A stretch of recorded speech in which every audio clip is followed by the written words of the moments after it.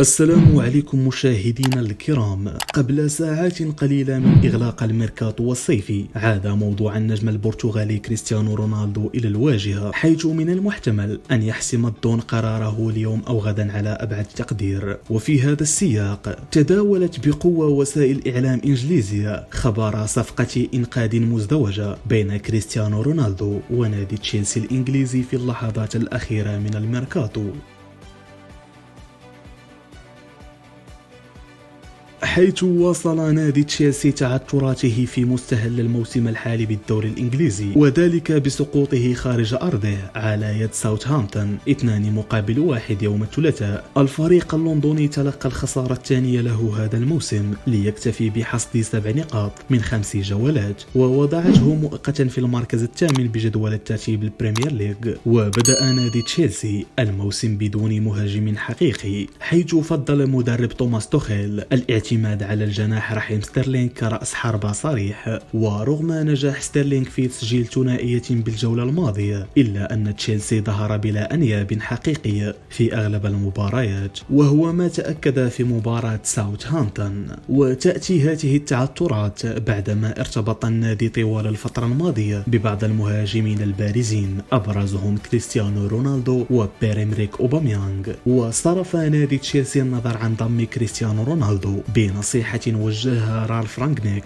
مدرب مانشستر يونايتد السابق لمواطنه توخيل، دفعت الأخير للتراجع عن التعاقد مع البرتغالي. واتجه تشيلسي بعد ذلك للتعاقد مع أوباميانغ من نادي برشلونة، لكن المفاوضات لم تتكلل بالنجاح حتى الآن. ومع تبقي أقل من 48 ساعة لنهاية فترة الانتقالات الصيفية، فإن مباريات تشيلسي هذا الموسم أثبتت مدى حاجة الفريق لمهاجم قناص قادر على تحويل الفرص إلى أهداف. وهذه هي فرصة الدون كريستيانو رونالدو للانضمام إلى نادي تشيلسي الإنجليزي، حيث كما سبق وذكرنا من قبل أن الرئيس الجديد لنادي تشيلسي الإنجليزي تود بولي قد عرض فكرة التعاقد مع الدون كريستيانو رونالدو للمدرب توماس توخيل، إلا أن الأخير لم يوافق الفكرة. لكن بعد مرور 5 جولات من البريمير ليج اتضح جليا أن نادي تشيلسي الإنجليزي بحاجة إلى مهاجم قناص مثل كريستيانو رونالدو. وبهذا فإن الرئيس تود بولي عقد جلسة مع المدرب توماس توخيل لتدارس فكرة التعاقد مع كريستيانو رونالدو في ظل عائق الوقت الذي يداهم توماس توخيل، حيث تبقت 48 ساعة على إغلاق الميركاتو. وفشل المفاوضات مع مهاجمين آخرين أبرزهم بير-إمريك أوباميانغ،